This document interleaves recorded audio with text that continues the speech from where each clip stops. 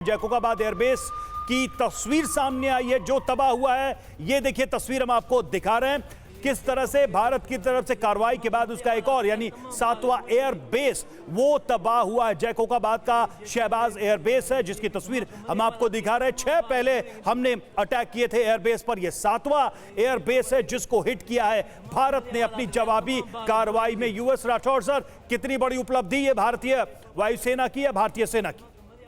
जी हाँ, यहाँ पर ये जो काम ये चल रहा है, ये ऑपरेशंस बहुत मेथोडिकली चल रहा है और आप देख रहे हैं कि हम बिना बात के ड्रोन्स नहीं भेज रहे हैं, ना हम उस तरीके की कोई स्टेटमेंट दे रहे हैं। और आप यहाँ पर देखिए, हम सुबह तीन एयर बेस की बात कर रहे थे और अभी हम जो है 1:30 बजे बात कर रहे हैं 7वें एयर बेस की।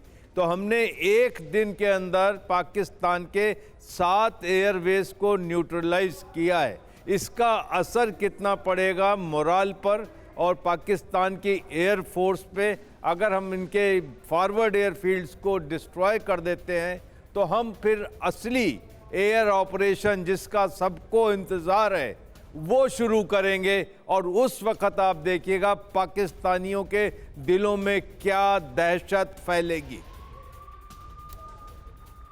बड़ी जानकारी दी राठौर साहब आपने। और त्रिपाठी सर, मैं भी चाहूंगी कि आप भी इस पे पूरी प्रतिक्रिया दें। जो जैकोबाबाद एयरबेस की तस्वीरें आई हैं, हमने किस तरह से रिटेलिएशन की जो कार्रवाई की, जो पाकिस्तान ने उकसावे की कार्रवाई की, हमने जवाब दिया और ये तस्वीरें सामने आ चुकी हैं। देखिए, एक और तस्वीरें मैं आऊँगी त्रिपाठी सर आप ही से जवाब लेने, लेकिन ये देखिए तस्वीर, एक धुएं का गुबार आप देख रहे हैं। इन तस्वीरों में साफ तौर पर दिख रहा है, बहुत ही क्लियर पिक्चर है ये। इन तस्वीरों में दिख रहा है कि भारत ने कैसे बड़ी कार्रवाई की है और एक धुएं का गुबार दिख रहा है। यहीं पर ही अटैक किया गया, ये एयरबेस बताया जा रहा है जिसे अटैक किया गया है। पहले ही त्रिपाठी सर हमने एयर डिफेंस सिस्टम उनका खत्म किया और एक तरह से लाचार तो हो ही गया था पाकिस्तान। अब भारत के लिए ये कार्रवाई और ज्यादा आसान हो गई है कि उनके एयरबेस को टारगेट किया जा सकता है। बिल्कुल निधि, देखिए फर्क ये पड़ेगा कि जैसे अभी जो नज़दीक वाले एयरबेस हैं, अगर वही जो है आउट ऑफ एक्शन हो जाएंगे तो इनको जो है परफोर्स इनकी जितनी वहाँ पर एयरक्राफ्ट्स हैं उनको पीछे जाना पड़ेगा, वहाँ से ऑपरेट करना पड़ेगा। रीफ्यूलिंग इनकी उतनी दूर हो जाएगी, प्रॉब्लम होगी। रीआर्मिंग जो है उसकी प्रॉब्लम होगी और हमारे लिए इतना एरिया, इतना टाइम और स्पेस मिल जाएगा कि हम फ्री एक्शन अपना कर सकें। दूसरी चीज़, जो भी एक्शन कर रहे हैं हम, भारत जो भी एक्शन कर रहा है, फायर फॉर इफेक्ट कर रहा है कि उसको फर्क पड़े और उसको आउट ऑफ एक्शन कर दे। चाहे उनका आतंकियों का बेस है, चाहे लॉन्च पैड्स हैं, चाहे एयरक्राफ्ट्स हैं। और यही चीज़ रही तो आगे इनके जो लॉजिस्टिक्स और बाकी एरियाज हैं उस पर भी स्ट्राइक होगा और इनके पास अल्टीमेटली कुछ भी नहीं रह जाएगा।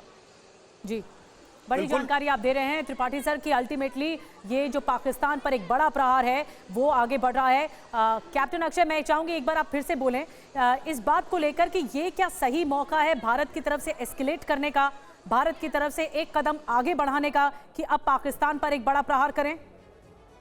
देखिए, सबसे पहले तो अगर पाकिस्तानी ये चैनल देख रहे हैं तो सबसे पहली चीज़ ये समझें कि ये जो वीडियोस आपको दिखाई दे रही है ना, ये लाइव वीडियोस हैं। ये कोई एआई जनरेटेड वीडियोस या फोटोज नहीं है जो आप लोग सोशल मीडिया पे फैला रहे होते हैं। You need to understand this. Number 2, ये एयर सुप्रीमेसी गेन करने का सबसे पहला स्टेप है कि उनके जो एयर बेसेस उन्हें बॉम्ब करके उनकी एयर फोर्स को यूजलेस करा जाए। तो ये हमारी सबसे ज़बरदस्त स्ट्रैटेजी है। The moment air supremacy is there, हम लोग डोमिनेट करेंगे। हमारे यहाँ से फ्रंट ओपन होगा, हमारी लैंड फोर्सेज विल मूव, हमारी नेवी विल मूव, हमारी एयर फोर्स विल अटैक, जो डेस्परेट है इस टाइम अटैक करने के। ये लोग रफाल कर रहे हैं। रफाल Su-30 तो अभी तक अंदर गए ही नहीं हैं। आप सोच के देखिए, तो सिर्फ हम मिसाइल से अटैक कर रहे हैं। जब एयर फोर्स अंदर जाएगी पूरी फोर्स से तो पता नहीं क्या होगा। बिल्कुल बिल्कुल। और भारत ने अपनी ताकत का भी उस तरह से इस्तेमाल नहीं किया है जैसा वो कर सकता। अभी तो हम टारगेटेड हमले कर रहे हैं और उसी रेशियो में कर रहे हैं जैसा पाकिस्तान कर रहा है।